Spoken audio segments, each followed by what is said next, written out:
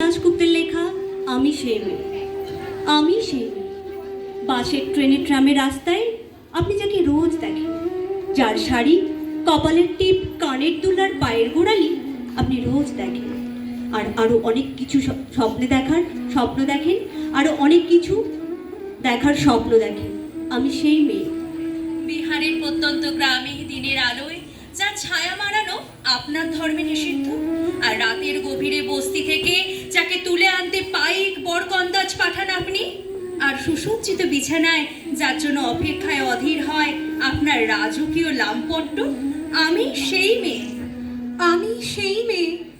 আসামের চা বাগানে ঝুপড়ি কামিনী বস্তি থেকে যাকে আপনি নিয়ে যেতে চান সাহেবী বাংলোয় মধ্যরাতে, ফায়ারপ্লেসের ঝলসে ওঠা আলোয় মোদির চোখে দেখতে চান যার অনাবৃত শরীর।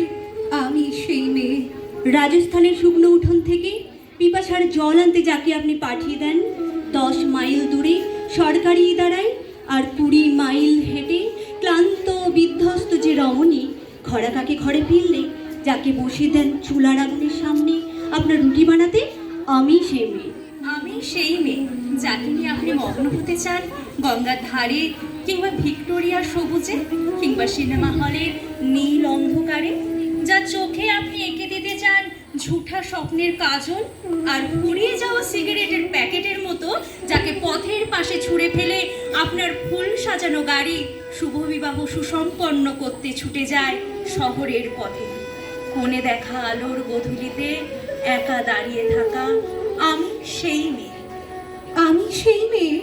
এমনকি দেবতারাও যাকে ক্ষমা করেন না, অহংকার আর শক্তির দম্ভে গর্ভে রেখে যান কুমারীর অপমান, আর চোখের জলে কুন্তি হয়ে নদীর জলে বিসর্জন দিতে হয় কর্ণকে আত্মযোগে। আমি সেই মেয়ে। সংসারের অসময়ে আমি ভরসা। আমার ছাত্র পড়ানো টাকায় মায়ের ওষুধ কেনা হয়, আমার বাড়তি রোজগারে ভাইয়ের বই কেনা হয়। আমার সমস্ত শরীর প্রবল বৃষ্টিতে ভিজতে থাকে, কালো আকাশ মাথায় নিয়ে আমি ছাতা হয়ে থাকি। ছাতার নিচে সুখে বাঁচে সংসার। আপনারা আমার জন্য অনেক করেছেন। সাহিত্যে, কাব্যে, শাস্ত্রে, লোকাচারে আমাকে মা বলে পুজো করেছেন, প্রকৃতি বলে আদিক্ষেতা করেছেন, আর শহরগঞ্জের কানাগলিতে ঠোঁটে রং মাখিয়ে কুপি হাতে দাঁড় করিয়েও দিয়েছেন। হ্যাঁ, আমি সেই মেয়ে। একদিন হয়তো একদিন, হয়তো অন্য কোনো একদিন আমার সমস্ত মিথ্যে পোশাক ছুঁড়ে ফেলে দিয়ে আমি হয়ে উঠব সেই অসামান্যা।